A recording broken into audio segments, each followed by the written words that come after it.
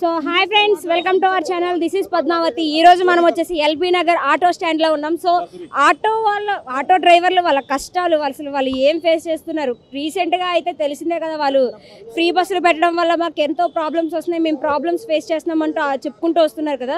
So వాళ్ళని అడుగుదాం, అసలు ఫ్రీ బస్సు పెట్టడం వల్ల వాళ్ళకేంటి ప్రాబ్లం, వాళ్ళు ఎందుకు ప్రాబ్లమ్స్ ఫేస్ చేస్తున్నాం అని చెప్తున్నారు. అడుగుదాం రండి. హాయ్ అండి. మేము ఆటో డ్రైవర్లం సార్. మాకు ఏది బస్సులు ఫ్రీ చేసినప్పుడు సంది మాకు ఏ కిరాయిలు అయితే లేవు. ఓలా ఊబర్ కూడా తగ్గించేసిర్రు, అది కూడా గిరాకులు అయితే లేవు. కష్టంగా ఉన్నది మా కుటుంబాలు గడవాలంటే. మా పెండ్లం పిల్లలు రోడ్డు మీదకి వచ్చే పరిస్థితులు ఉన్నాయి. ఈ బస్సులు ఫ్రీ వల్ల చాలా దెబ్బ అంటే చాలా దెబ్బ పడ్డది సార్. మాకు మేము బతకలేకపోతున్నాం. పొద్దున్న నుంచి సాయంత్రం దాకా 100-200 కూడా చేసే పరిస్థితుల్లో లేవు మేము. దయచేసి మాకు ఏదన్నా రక్షణ కల్పించాలని మేము కోరుతున్నాం. ప్రభుత్వానికి కూడా కోరుతున్నాం. ఓలా ఊబర్ 150-200 కొట్టే కాడ ఇప్పుడు మామూలుగా 60-70 మీదకి వచ్చేసారు సార్. గ్యాస్ పైసలకే సరిపోతలేవు. రోడ్డు మీద బండి తిప్పాలంటే మాకు చాలా ఇబ్బందులు పడుతున్నాయి. ఈ బస్సుల వల్ల లేడీస్ మొత్తం బస్సులు ఎక్కిచ్చేస్తున్నారు. మాకు గిరాకులు లేక మేము చచ్చే కాలం ఉంది సార్ ఆటో డ్రైవర్లం. మా పెండ్లం పిల్లలు బతకాలంటే చాలా కష్టంగా ఉన్నది. కాదు, మరి ఫ్రీ బస్సులు పెట్టారని అన్నారు కదా, మరి దీని మీద మీ కమ్యూనిటీ, మీకంటే ఒక కమిటీ ఉంటుంది కదా, సో మీరు దీని మీద ఏం రియాక్ట్ అవ్వలేదు మీ కమిటీ వాళ్ళు? మా కమిటీ వాళ్ళు అవుతున్నా కానీ ప్రభుత్వం పట్టించుకుంటలేరు. మరి ప్రభుత్వం దృష్టికి వెళ్ళేలా మీరు మాట్లాడాలి కదా వాళ్ళ దగ్గర. వెళ్తాం, మాకు చిన్న పెద్ద ఇది చేస్తాం అది చేస్తామని టైమింగ్ పెట్టేస్తుర్రు.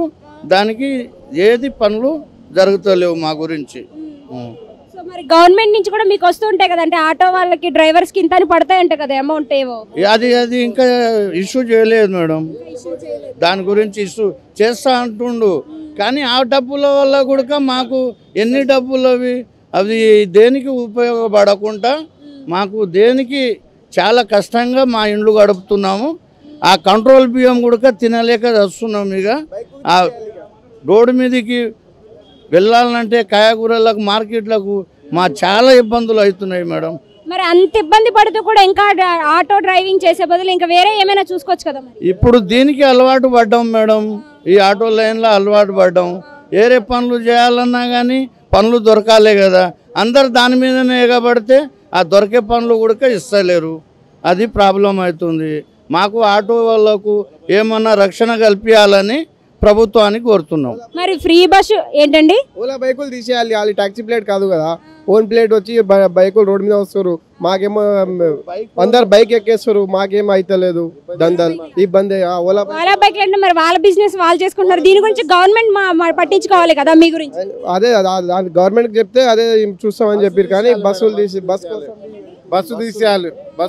మా ఆటోలు చాలా ఇబ్బంది. బస్ అంటే పూర్తిగా బస్సే తీసేయమంటున్నారా? కాదు, ఫ్రీ బస్ తీసేయాలి. ఫ్రీ బస్ ఫస్ట్ ఎట్లా ఉందో అట్లనే పెట్టుకోవాలి. మాకు చాలా ఇబ్బంది అవుతుంది ఆటో డ్రైవర్కి. అదే మేడం. మీ ఇంట్లో లేడీస్ ఎక్కుతారా బస్సు? ఎక్కరు మేడం.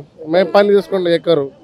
మా వాళ్ళు పనులకు పోతారు. ఎవరి పనులు వాళ్ళు చూసుకుంటారు మేడం.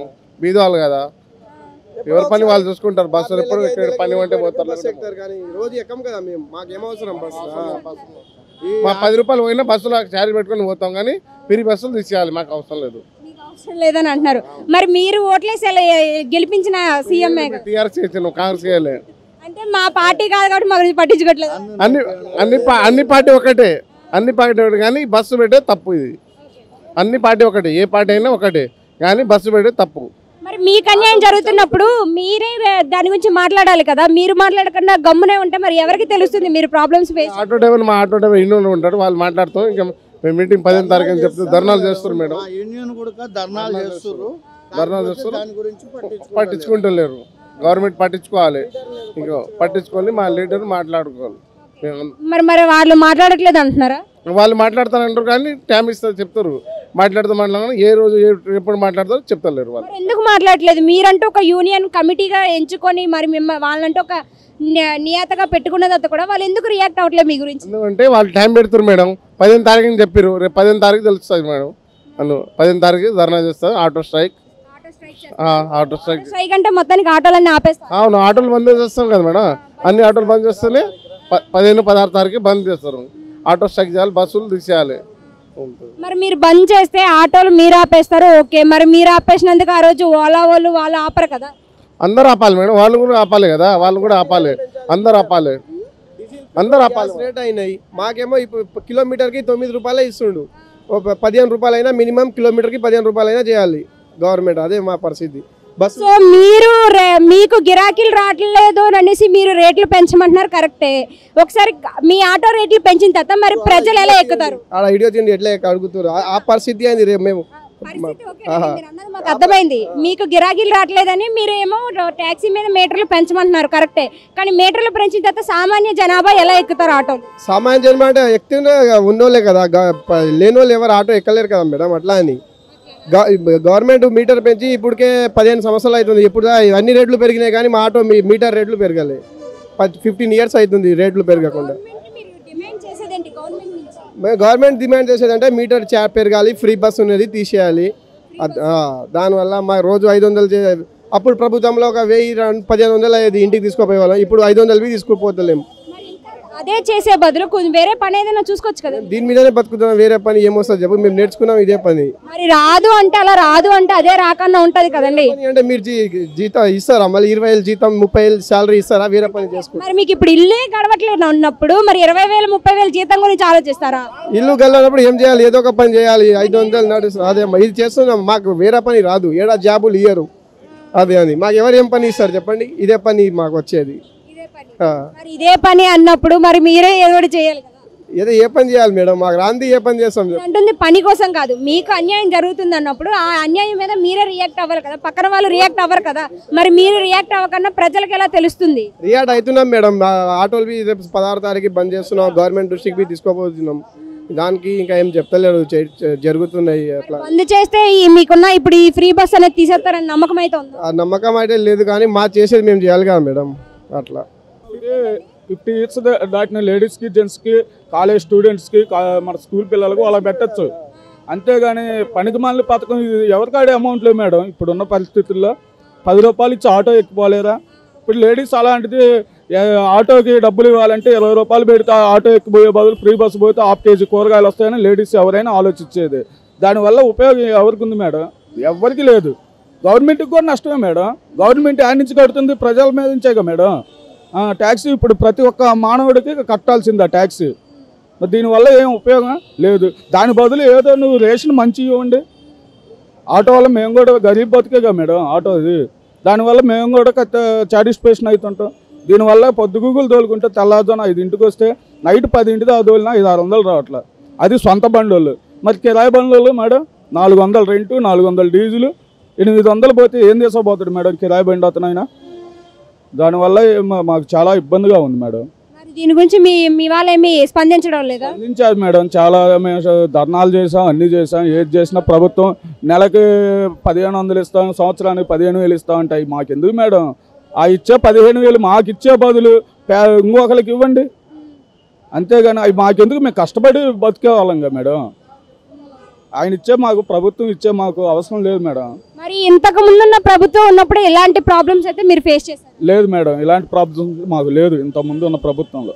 మరి ఈ ప్రభుత్వం వచ్చాక ఎందుకు మరి ఇంత ప్రాబ్లమ్స్ ఫేస్ చేశారు? ఎక్కడో కర్ణాటకలో పెట్టిన ఇక్కడ పెడితే ఎట్లా మేడం? ఇది తెలంగాణలో. కర్ణాటకలో అంటే అక్కడ అన్ని అమల్లో ఉన్నాయి మేడం, అక్కడ సరిపోతుంది. అదే సేమ్ ఇక్కడ చేయాలంటే ఇక్కడ 5 లక్షల మంది ఆటో వాళ్ళు ఉంటారు మేడం. క్యాబ్ డ్రైవర్లు అయితే, ఆటో డ్రైవర్లు అయితే, ర్యాపిడో వాళ్ళు అయితే, ప్రతి ఒక్కరు 5 లక్షల కుటుంబాలు తెలంగాణలో ఉంది. 5 లక్షల కుటుంబాలు అంటే కనీసం భార్య పిల్లలు చదువుకునే మా పిల్లలు మొత్తం మేము చదువుకునే గవర్నమెంట్ స్కూళ్ళల్లోనే, ప్రైవేట్ స్కూల్లో ఏం కాదు. మేము పొద్దుగూలు సంపాదిస్తే 500-600 వస్తే 500-600 ఈ చలాన్లు బొలాన్లు కట్టుకొని బండ్లు మెయింటెనెన్స్ చూసుకోవాలంటే ఫైనాన్స్లు, ఈఎంఐలు కట్టుకోవాలి. దీనివల్ల మాకు ఏం ఇబ్బంది, చాలా ఇబ్బందిగా ఉంది మేడం. సో మీరు గవర్నమెంట్ని కోరుకునేది ఏంటి? గవర్నమెంట్ ఫ్రీ బస్ అనేది తీసేస్తే బాగుంటుంది మేడం. తీసేస్తే ఇప్పుడు ఈరోజు 10 రూపాయలు ఇచ్చే ఆటో ప్రతి ఒక్కళ్ళు వెళ్తుండ్రు మేడం. దానివల్ల ఉపయోగం ఏం లేదు. నెలకి 50,000 60,000 చేసే సాఫ్ట్వేర్ ఉద్యోగి కూడా లేడీస్ ఫ్రీ బస్ అనే లోపల బస్సు ఎక్కిపోతుంటే 300 రూపాయలు కూలి పని చేసే ఆమె కూడా వెళ్తుండే బస్సుకి. దానికి విలువే ఉంది మేడం. కూలి మని చేసే లేబర్ పనికి పోయాం ఎక్కుతుంటే 60,000 సంపాదించే లేడీస్ ఎక్కుతుండే బస్సు. ఇప్పుడు దానికి ఒక పద్ధతి ఉంటుంది మేడం. పద్ధతి లేకుండా ఎవరం లేకుండా పెడితే దానివల్ల ఇప్పుడు ఎంత లక్షల కుటుంబాలు రోడ్ల పాలవుతున్నాయి మేడం.